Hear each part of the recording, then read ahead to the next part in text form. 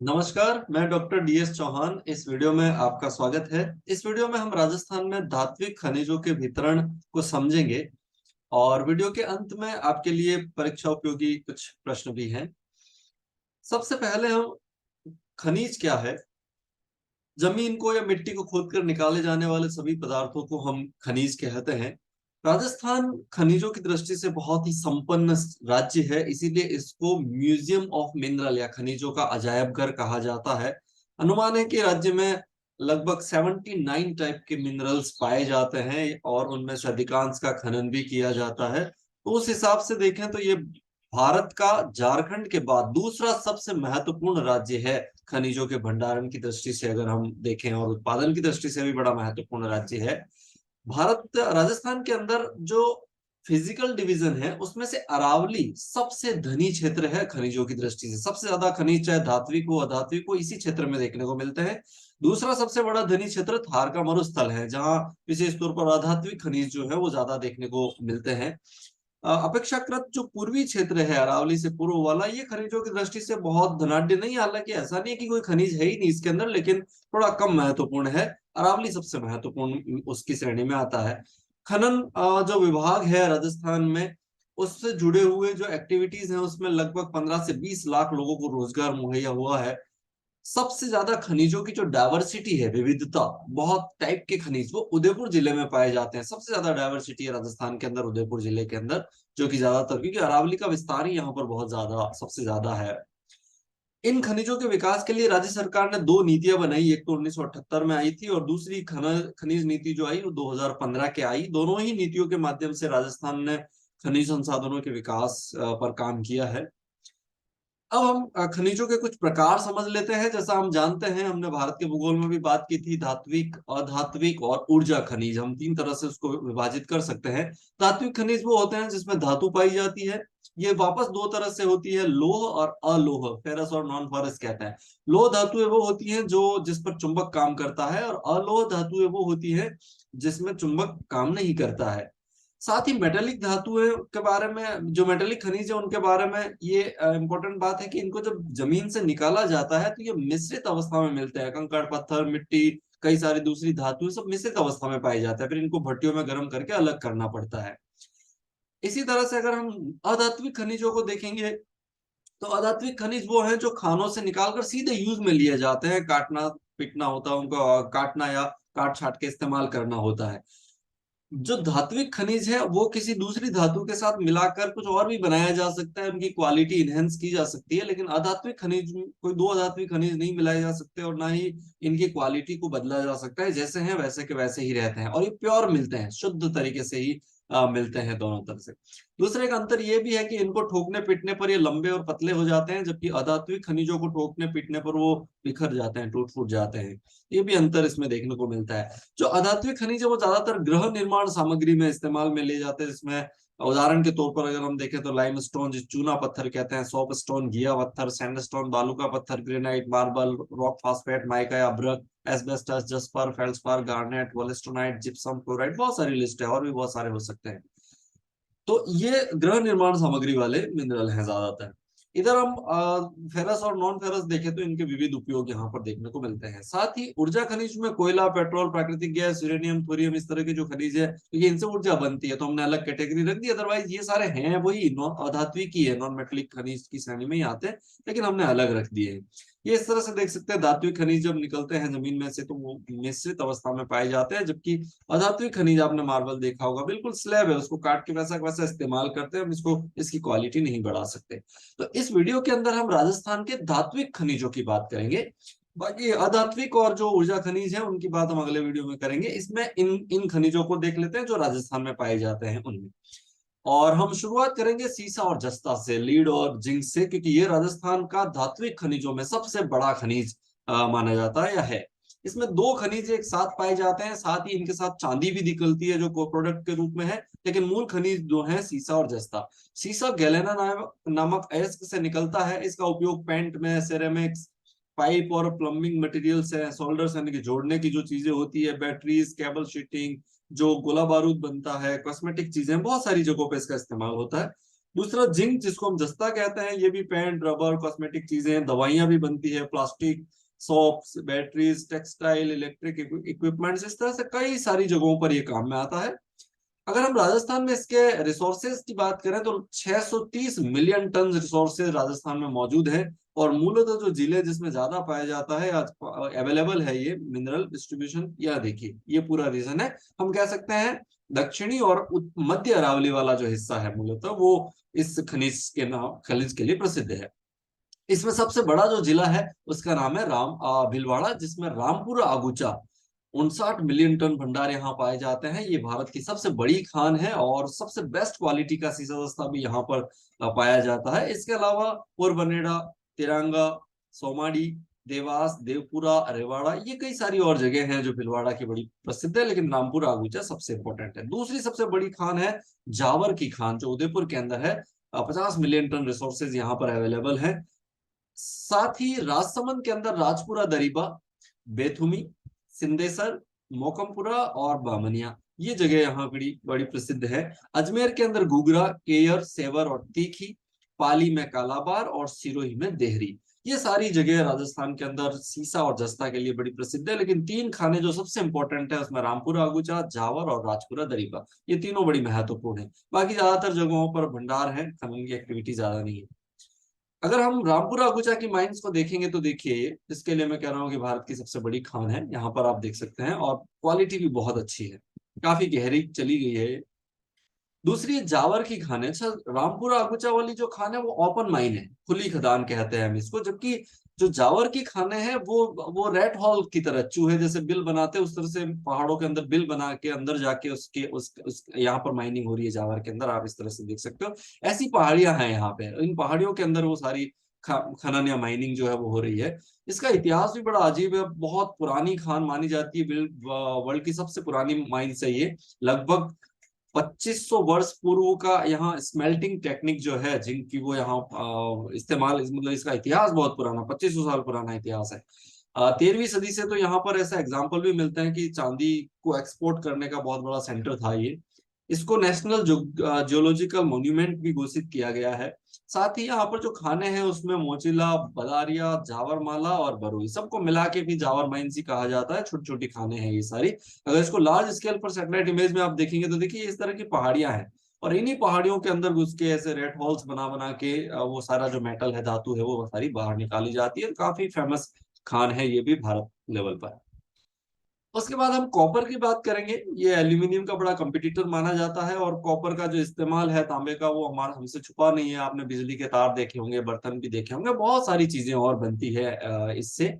वैसे ये एक ऐसी धातु है जिसको दूसरी धातुओं के साथ मिलाकर एक और धातु पैदा की जाती है। जैसे कुछ उदाहरण के तौर पर हम अगर देखें तो जो ब्रास बनता है, कांसा जिसको हम जो ब्रास बनता है, पीतल जिसको हम कहते हैं, वो कॉपर और जिंक इन दोनों को मिला के बनाया जाता है।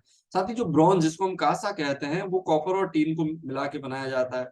जर्मन सिल्वर का नाम सुना होगा, कॉपर, जिंक और निकल बना के मिला के बनाया जाता है। कहने का मतलब यहाँ पर यह है कि ये एक ऐसी धातु है जो दूसरी धातुओं के साथ मिलकर कई तरह की चीजें बना देती है। इस हिसाब से भी ये बड़ी इंपॉर्टेंट है। अब इसका डिस्ट्रीब्यूशन की बात है तो राजस्थान के अंदर लगभग 800 मिलियन टन भंडार इसके हैं, रिसोर्सेज अवेलेबल है, जो कि भारत का 54%, आधे से ज्यादा है। तो भंडारण के मामले में भारत का सबसे बड़ा राज्य है। लेकिन प्रोडक्शन के हिसाब से हम देखें तो भारत का 41% तांबा यहाँ से पैदा होता है, उसमें सेकंड नंबर पर है जो राजस्थान है, क्योंकि मध्य प्रदेश के अंदर ज्यादा प्रोडक्शन इसका वर्तमान में हो रहा है। अगर हम इसके डिस्ट्रीब्यूशन को देखें तो आप इस मैप को देखिए, फिर से अरावली रीजन को ये फॉलो करता है। ये सारी अरावली की पहाड़ियां ही है जहां पर ये खनिज जो है वो पाया जाता है। अगर हम डिस्ट्रिक्ट वाइज देखें तो नो डाउट झुंझुनू इसमें सबसे बड़ा जिला है, जहां खेतड़ी सबसे बड़ी खानों में शुमार है। खेतड़ी जो है वो भारत की दूसरी सबसे बड़ी खान है। मध्य प्रदेश के अंदर एक मलजखंड खान है, वो सबसे बड़ी है। इसके बाद भारत के अंदर दूसरी सबसे बड़ी खान है, तो राजस्थान के अंदर सबसे बड़ी खान यही हुई, और झुंझुनू सबसे बड़ा उत्पादक जिला हुआ।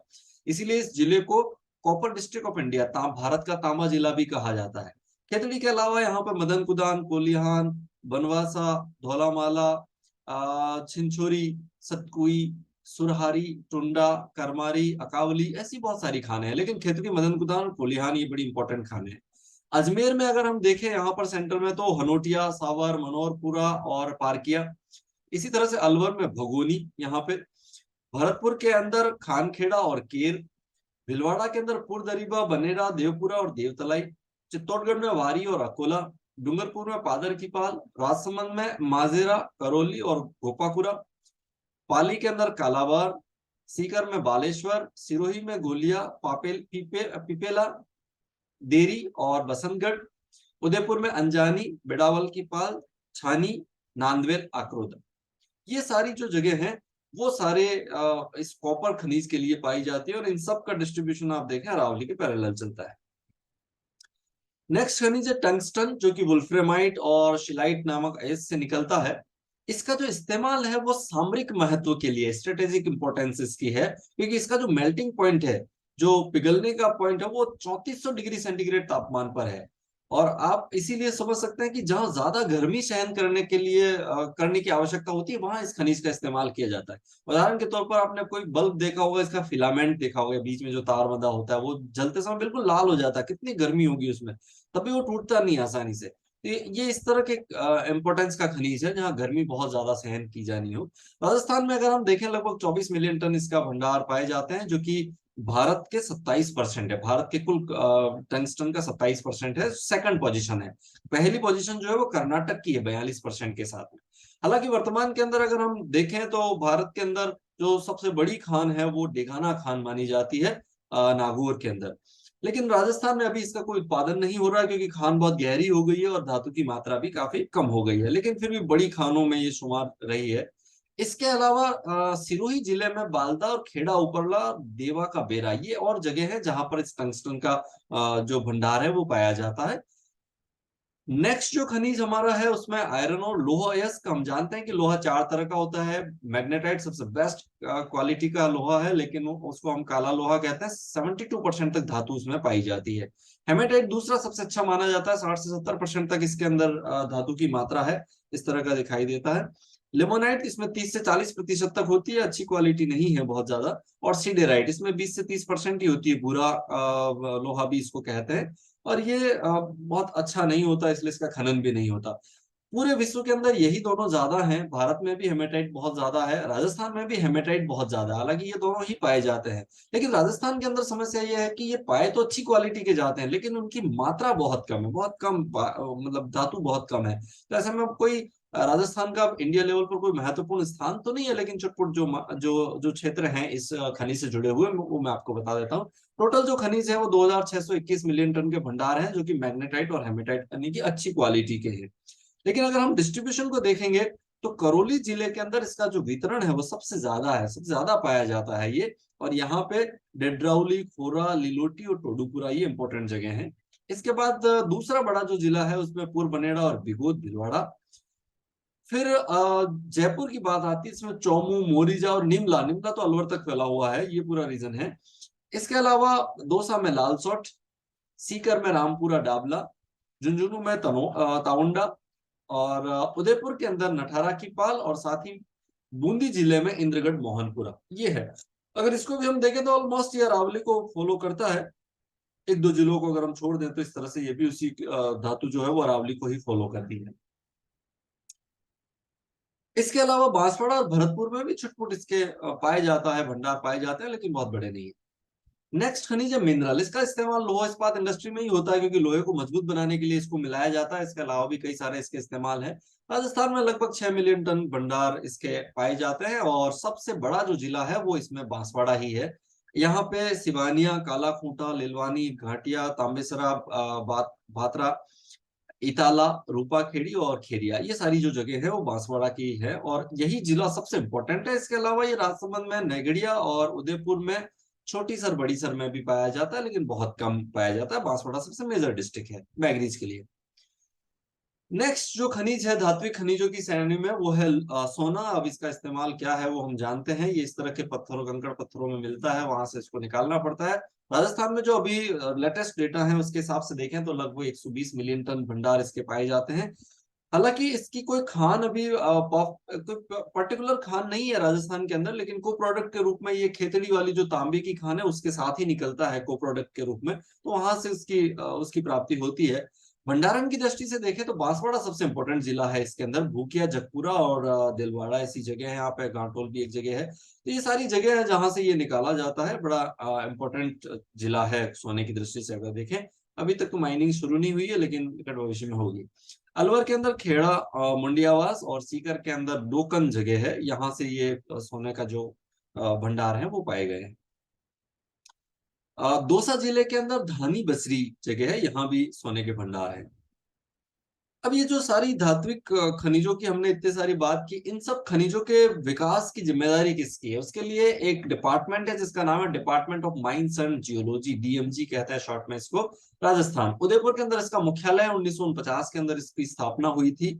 तब से लेकर ये लगातार खानों के लिए काम कर रहा है। इसको स्थापित करने के जो उद्देश्य थे उसमें सबसे पहला उद्देश्य discovery and development of mineral resources in the state. Rajasthan के अंदर खनिजों की खोज करना और उनका विकास करना, साथ ही सर्वे करना और प्रोस्पेक्टस भविष्य के बारे में बताना, नए मिनरल्स को लेकर, नए जो न्यू मिनरल्स हैं उनके डिपॉजिट को ढूंढना, सर्वे करना, उनकी भविष्य के बारे में बात करना।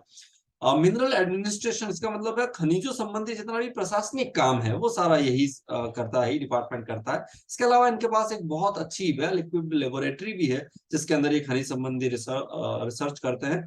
साथ ही promote public and private sector in enhance mineral availability, private sector हो सरकारी सेक्टर हो, उनको खनिजों की उपलब्धता कराना, उसको बढ़ावा देना, इस तरह के काम जो है वो ये करता है। अब इसके जो अचीवमेंट है कि इसने कितना काम किया, उसके कुछ उदाहरण मैं आपको यहाँ पर बताता हूँ। इसने अब तक कितने खनिज ढूंढे और कहाँ कहाँ, उसके उदाहरण आप देखिए।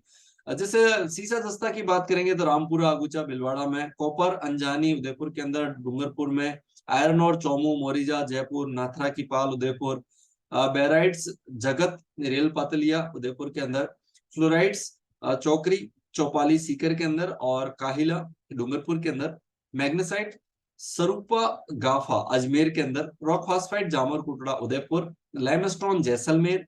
मैग्नीज बांसवाड़ा। और भी कई सारे मिनरल्स में marble, granite, sandstone, quartz, feldspar, ऐसे बहुत सारे अधात्विक खनिज जो हैं जिनकी बात हम अगले वीडियो में करेंगे। तो ये मैंने आपको कुछ उदाहरण बताए हैं जिसका खनन जो जिसकी जो खोज है, सर्वे है, वो इसी डिपार्टमेंट ने किए हैं। तो आप इससे अंदाजा लगा सकते हो डिपार्टमेंट कितना महत्वपूर्ण है और कितना अच्छा काम यहाँ पे कर रहा है राजस्थान के लिए। तो ये राजस्थान में धात्विक खनिजों संबंधी सूचना थी। अब मैं आपसे कुछ सवाल पूछ लेता हूँ। राजपुरा दरीबा खनन क्षेत्र किस खनिज के लिए प्रसिद्ध है? जावर की खानों से कौन सा खनिज निकाला जाता है? मदन कुदान एवं कोलिहान खाने किस जिले में स्थित है? राजस्थान भारत का कितना प्रतिशत तांबे का उत्पादन करता है? हनोटिया ताम्र भंडार किस जिले में स्थित है? लौह अयस्क क्षेत्र मोरिजा किस जिले में स्थित है? राजस्थान में सर्वाधिक मैग्नीज भंडार किस जिले में स्थित है? बालदा टंगस्टन क्षेत्र किस जिले में स्थित है? तो आप इन सवालों के जवाब दीजिए। अगर आपको नहीं आता है तो एक बार इस वीडियो को फिर से देखिए। आपने मेरा ये वीडियो देखा उसके लिए बहुत बहुत शुक्रिया। अगले किसी वीडियो में और मिलेंगे, तब तक के लिए शुक्रिया। Thank you.